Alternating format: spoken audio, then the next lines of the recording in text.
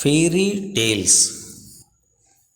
written by Revati Seshadri, published in the year 2014. Recently, there was a news item in the papers wherein the well-known biologist Richard Dawkins has come out with the theory that fairy tales are bad for children as they make them believe in the supernatural. Can anyone imagine a childhood without a fair share of fairy tales?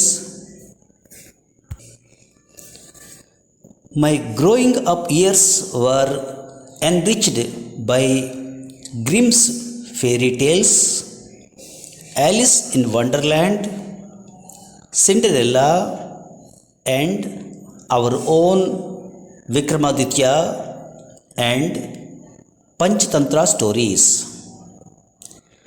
When I look back to the childhood years, nostalgic scenes fill the mental screen where my heroes were the crow that filled the pitcher with stones to let the water come up to the top, and the rabbit that led the killer lion to the well to pounce on his own reflection on the water to meet his grave. As a child, I would have loved to accompany the prince on his adventure when he crossed the 7 hills and 7 oceans to get the giant villain's life in an unapproachable golden cage. The said scientist does not appear to have said what should substitute these tales. Being a biologist, maybe he expects us to feed the kids from the age of 3 on Darwin's theory of evolution and how man started off his journey of life on earth with first being a single cell amoeba. Can you imagine how the toddler would react to this highly unromantic information? The old time tales have a very important role to play in a child's mental development. Every such story has a moral to teach. A growing mind absorbs important lessons of virtue being rewarded, kindness to fellow beings, compassion towards less fortunate people, and also animals. They make the child understand the interrelation and interdependence between man and the natural elements. The moral fiber of society depends on what values its children absorb during the growing up years.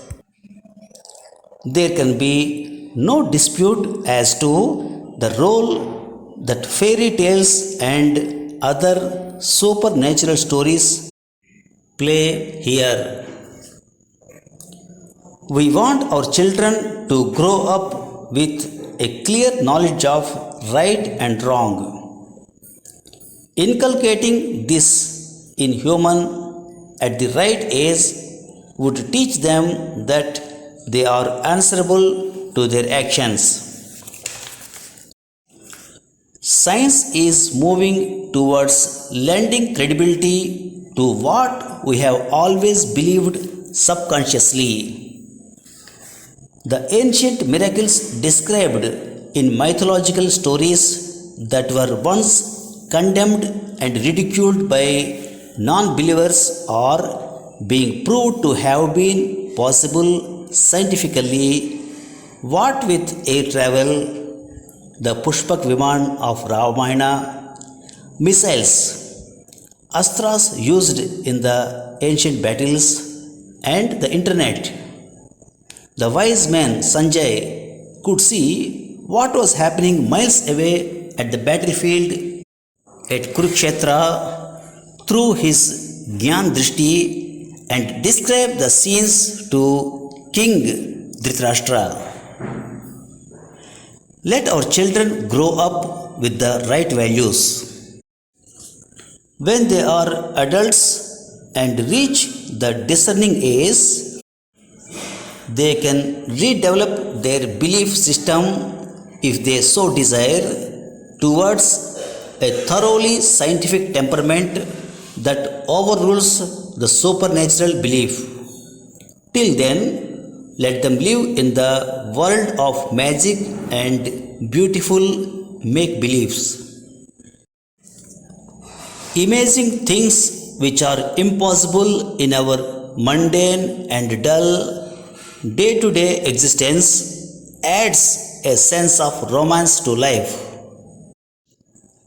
Many of the famous scientists had a creative side to their nature that periodically relieved them of their obsession with scientific inquiry.